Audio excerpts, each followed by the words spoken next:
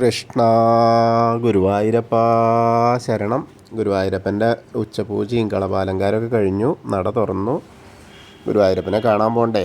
എല്ലാവരും വരൂ കേട്ടോ. ഗുരുവായൂരപ്പൻ്റെ ആ ചതുർബാഹുവായ വിഗ്രഹത്തിൽ ഭഗവാൻ ഇന്ന് ഏത് രൂപത്തിലാണ് ഭക്തരെ കാണാനായിട്ട് നിൽക്കണമെന്ന് അറിയില്ല. നമുക്ക് പോയി നോക്കാം. ആദ്യം തന്നെ കിഴക്കേ നടയിൽ വന്നിട്ട് മഞ്ജുളാലിനെ ഒന്ന് പ്രദർശനം ചെയ്യാം.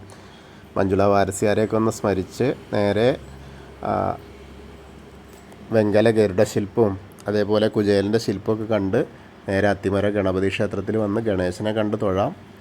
അതിനുശേഷം വരുമ്പോൾ അനന്തശയനത്തിൻ്റെ വിഗ്രഹമൊക്കെ കണ്ട് തൊഴുത് നേരെ ഗോപുരവാതിൽ കിടക്കുക. ഗോപുരവാതിൽ കടന്ന് വരുമ്പോൾ നേരെ നമ്മൾ കാണുന്നത് വലിയ ആ കൊടിമരവും അതേപോലെ വലിയ ബലിക്കല്ലും ഗജരാജൻ കേശവൻ്റെ 2 കൊമ്പുകളും നടുക്കുള്ള ലക്ഷ്മി ദേവീനെയൊക്കെ കണ്ട് തൊഴുത് നേരെ നമ്മൾ വാതിൽപ്പടി കയറുമ്പോൾ ഇടതുവശത്തെ മേൽപ്പത്തൂരിൻ്റെ പീഠവും കിടാവൾക്കൊക്കെ കാണാം.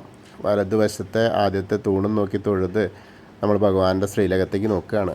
ശ്രീലകത്തേക്ക് ഇങ്ങനെ നോക്കുമ്പോൾ നല്ലൊരു കാഴ്ചയാണ്. നിറയെ പ്രകാശം. അതിലിങ്ങനെ ഭഗവാന്റെ ദേഹത്തുള്ള ആ സ്വർണ്ണത്തിൻ്റെ തിളക്കൊക്കെ ആയിട്ട് കളഭത്തിൻ്റെ തിളക്കൊക്കെ ആയിട്ട് നല്ലൊരു തിളക്കം ഇങ്ങനെ കാണാം. നമ്മൾ കാണുമ്പോൾ ഇന്ന് കാണുന്നത് ഒരു താമരയാണ് കാണുന്നത് കേട്ടോ. നല്ല രസമുള്ള നല്ലൊരു വലിയ താമര. അതിലാണ് ഉണ്ണി നിൽക്കുന്നത്. അപ്പോൾ ഉണ്ണിയുടെ കാൽപാദങ്ങൾ കാണാണ്ട്, കാൽ തളകൾ അണിഞ്ഞിട്ടുണ്ട്, പട്ടുകോണം ഉടുത്തിട്ടുണ്ട്. അതേപോലെ അരയിൽ അരമണി കിങ്ങിണിയൊക്കെ കാണാണ്ട് നൂല് പോലെ ഇങ്ങനെ ഞാന്ന് കിടക്കുന്നുണ്ട്. അതേപോലെ മുകളിലേക്ക് നോക്കിയാൽ ഒരു വളയം പോലത്തെ മാല, ഒരു പതക്കം പോലത്തെ മാല, ഒരു ഗോപീതിലകം മാറത്ത്. അങ്ങനെ കൈവളകൾ കാണാണ്ട്, തോൾവളകൾ കാണാണ്ട്, 2 കൈ കൊണ്ടും പൊന്നോടക്കുഴലിങ്ങനെ ചുണ്ടോട് ചേർത്ത് വേണു മുരളീരവം പൊഴിക്കുകയാണ്. അപ്പോൾ വളരെ മനോഹരമായിട്ടുള്ള ഒരു കാഴ്ചയാണ്. ഇന്നിപ്പോൾ എന്താ വെച്ചാൽ ഇന്ന് ശുദ്ധി ചടങ്ങുകളോ 25 കലശമൊക്കെയാണ്. അപ്പോൾ അതൊക്കെ കഴിഞ്ഞതിൻ്റെ ആ ഒരു വിഗ്രഹത്തിന് ചൈതന്യം കൂടിയ സമയമാണ്. അപ്പോൾ ആ ഒരു ചൈതന്യമായിട്ടാണ് പുറത്തേക്ക് ഇങ്ങനെ നമ്മളെല്ലാവരും കാണാനായിട്ട് അനുഗ്രഹിക്കാനായിട്ട് ആ ഭഗവാൻ ആ താമരക്കണ്ണനായിട്ട് ഇങ്ങനെ നമ്മളെ നോക്കി നിൽക്കുകയാണ്. അപ്പോൾ അത് ആ മുഖത്ത് ഇങ്ങനെ നോക്കിക്കഴിഞ്ഞാൽ നമുക്ക് തോന്നും അത്രയും തേജസ്സായിട്ടാണ് നിൽക്കുന്നത്. അങ്ങനെ മേലേക്ക് നോക്കിക്കഴിഞ്ഞാൽ തിരുനെറ്റിയിലൊരു ഗോപീതിലകം വെച്ചിട്ടുണ്ട്. അതേപോലെ കാതിൽ ചെവിപ്പൂക്കൾ വെച്ചിട്ടുണ്ട്. തിരുമുടിമാല 2 തിരുമുടിമാല ഉണ്ട്. തെച്ചിയും തുളസിയും അതേപോലെ വെളുത്ത പൂവും കൂടി. അതേപോലെ ഉണ്ടമാല ഒരു ഉണ്ടമാലയാണ്. അതും കുറച്ച് താമരയും തെച്ചിയും തുളസിയും കൂടി ഉള്ളത്. പിന്നെ 3-4 ഉണ്ടമാലകൾ വിധാനമായിട്ട് മുകളിൽ ചാർത്തിയിട്ടുണ്ട്. അപ്പോൾ നമ്മളിപ്പോൾ എല്ലാവരും ഭഗവാന്റെ ശ്രീലകത്തേക്ക് നോക്കിയിട്ട് സോപാനപ്പടിയിൽ നിൽക്കുകയാണ്. സോപാനപ്പടിയിൽ നിന്ന് കാണുന്ന കാഴ്ചയാണ് കേട്ടോ. നന്നായിട്ട് പ്രാർത്ഥിച്ചോളൂ. ആ ഭഗവാന്റെ സമക്ഷത്തിലാണ്. ആ ഭഗവാൻ നമ്മളെ അനുഗ്രഹിക്കും. നമ്മുടെ ഏത് ആവശ്യങ്ങളും അവിടെ പറഞ്ഞു കഴിഞ്ഞാൽ അതിനുള്ള പ്രതിവിധി അവിടുന്ന് തന്നെ അതിന് കാണിച്ചു തരും. അപ്പോൾ നന്നായിട്ട് പ്രാർത്ഥിച്ചോളൂ ഗുരുവായൂരപ്പനെ, ആ താമരക്കണ്ണനെ. അത് കഴിഞ്ഞ് തൊഴുത് ഇറങ്ങിക്കഴിഞ്ഞാൽ അഗ്നികോണിലുള്ള ബലിക്കല്ലും ഭഗവാന്റെ തിടപ്പള്ളിയും ഒക്കെ കണ്ട് തൊഴുത് ആലിലക്കണ്ണനെയും കണ്ട് തൊഴാം. പിന്നീട് സപ്തമാതാക്കളെയും കണ്ട് തൊഴുത് നേരെ ഗണേശനെ കണ്ട് പ്രാർത്ഥിക്കാം. ഗണേശൻ്റെ അവിടെ ഇന്ന് നല്ല പുഞ്ചിരിയോടെയാണ് നിൽക്കുന്നത്. ഇപ്പോൾ ഇതൊക്കെ കഴിഞ്ഞ പൂജകളൊക്കെ കഴിഞ്ഞ് ശുദ്ധി ചടങ്ങുകളൊക്കെ കഴിഞ്ഞതിൻ്റെ ആ ഒരു ഇതാണ്. അപ്പോൾ നല്ല രസമായിട്ട് തന്നെ ഉണ്ട്. കിരീടം വെച്ചിട്ടുണ്ട്, മുഖത്തൊക്കെ ചന്ദനം ചാർത്തിയിട്ടുണ്ട്, കൊമ്പ് തുമ്പിക്കൈയൊക്കെ നന്നായിട്ട് വെച്ചിട്ടുണ്ട്, നല്ല പട്ട് ഞൊറിഞ്ഞു കൊടുത്തിട്ടുണ്ട്, ധാരാളം പൂക്കളുണ്ട്. അപ്പോൾ നമുക്ക് പ്രാർത്ഥിക്കാം.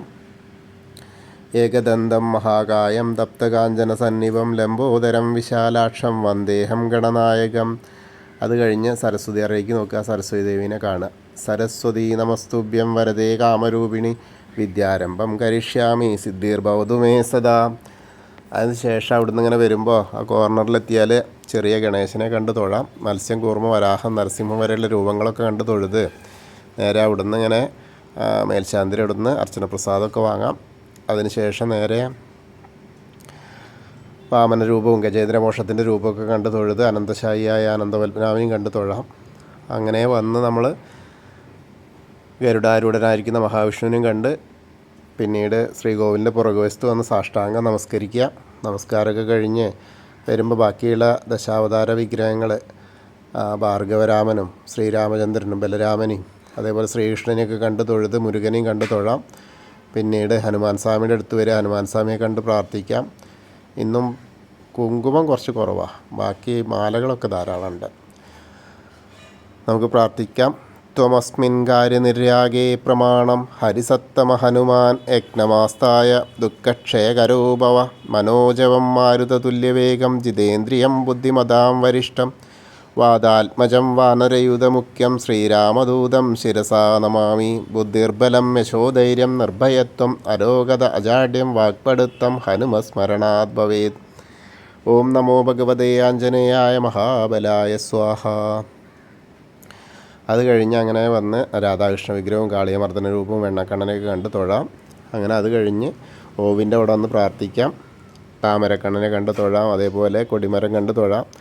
മണിക്കിണറും ഭഗവാന്റെ നൃത്താറിയും കടാവൾക്കൊക്കെ കണ്ട് തൊഴുത് നേരെ നമ്മൾ കുറൂരമ്മയും നാരദരെയും മേൽപ്പത്തൂരിനെയും വസുദേവരെയും കണ്ട് തൊഴുത് വടക്കേ നടയിൽ കൂടെ പുറത്ത് വന്ന് പ്രസാദ കൗണ്ടറിൻ്റെ അവിടെ നിന്ന് ചന്ദനം തീർത്ത് വാങ്ങാം.